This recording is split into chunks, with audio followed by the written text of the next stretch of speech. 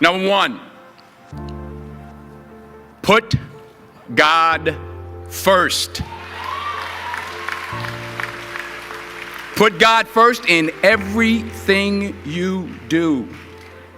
Everything that you think you see in me, everything that I've accomplished, everything that you think I have, and I have a few things, everything that I have is by the grace of God. Understand that. It's a gift. 40 years ago, March 27th, 1975, it was 40 years ago, just this past March, I was flunking out of college. I had a 1.7 grade point average. I had a 1.7 grade point average. I was sitting in my mother's beauty shop. They still call it beauty shops now? What they call it now? Yeah, I was sitting in the beauty parlor. I was sitting in my mother's beauty parlor, and I'm looking in the mirror, and I see behind me this woman under the dryer. And every time I looked up, she was looking at me, just looking me in the eye. And I didn't know who she was, and I said, she said, somebody give me a pen, give me a pencil, I have a prophecy.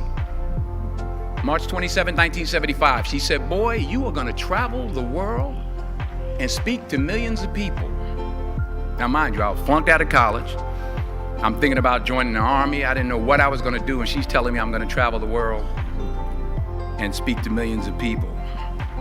Well, I have traveled the world, and I have spoke to millions of people. But that's not the most important thing, the success that I had. The most important thing is that what she taught me and what she told me that day has stayed with me since.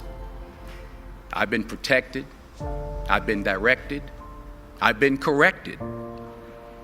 I've kept God in my life, and it's kept me humble. I didn't always stick with him, but he always stuck with me. So stick with him in everything you do. If you think you want to do what you think I've done, then do what I've done and stick with God. Number two, fail big. That's right. Fail big. Today is the beginning of the rest of your life, and it can be very frightening. It's a new world out there. It's a mean world out there, and you only live once. So do what you feel passionate about. Take chances professionally. Don't be afraid to fail. There's an old IQ test, was 9 dots, and you had to draw 5 lines with a pencil within these 9 dots without lifting the pencil. The only way to do it was to go outside the box. So don't be afraid to go outside the box.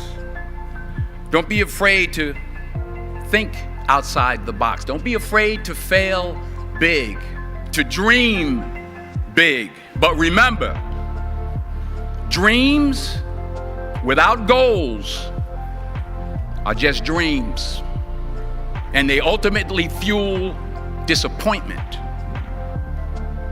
So have dreams, but have goals. Life goals, yearly goals, monthly goals, daily goals. I try to give myself a goal every day.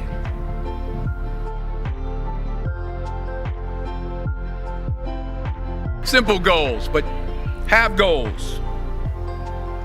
And understand that to achieve these goals, you must apply discipline and consistency.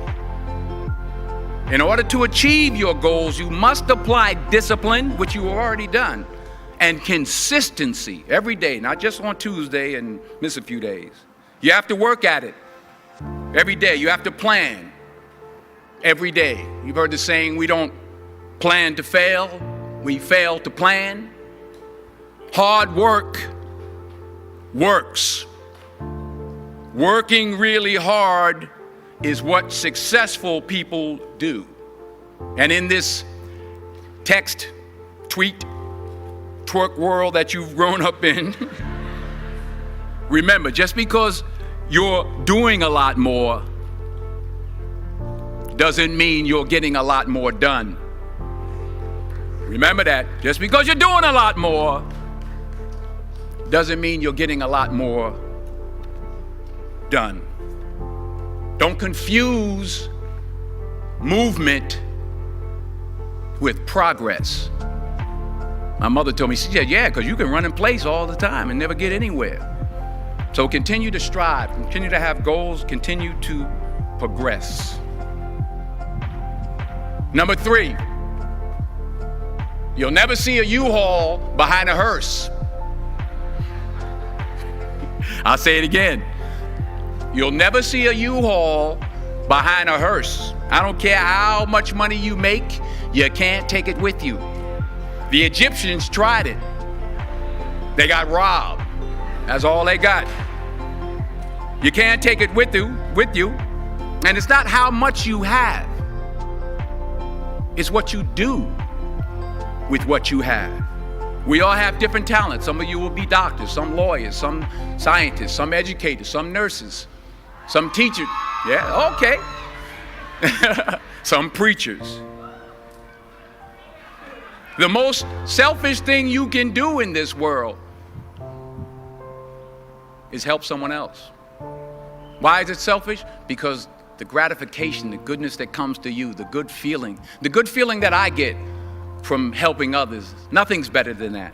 Well, one or two things, but nothing's better than that. Not jewelry, not big house I have, not the cars, but it's the joy. That's where the joy is, in helping others. That's where the success is, in helping others. Finally, I pray that you put your slippers way under the bed tonight, so that when you wake up in the morning, you have to get on your knees to reach them. And while you're down there, say thank you for grace. Thank you for mercy. Thank you for understanding. Thank you for wisdom. Thank you for parents. Thank you for love. Thank you for kindness. Thank you for humility. Thank you for peace. Thank you for prosperity. Say thank you in advance for what's already yours. It's how I live my life. That's why I am, one of the reasons why I am today. Say thank you in advance for what is already yours. True desire in the heart for anything good is God's proof to you, sent beforehand to indicate that it's yours already. I'll say it again. True desire in the heart, that itch that you have, whatever it is you want to do, that thing that you want to do to help others and to grow and to make money, that desire, that itch, that's God's proof to you, sent beforehand already to indicate that it's yours. And anything you want good, you can have. So claim it. Work hard to get it. When you get it, reach back. Pull someone else up. Each one, teach one. Don't just aspire to make a living. Aspire to make a difference.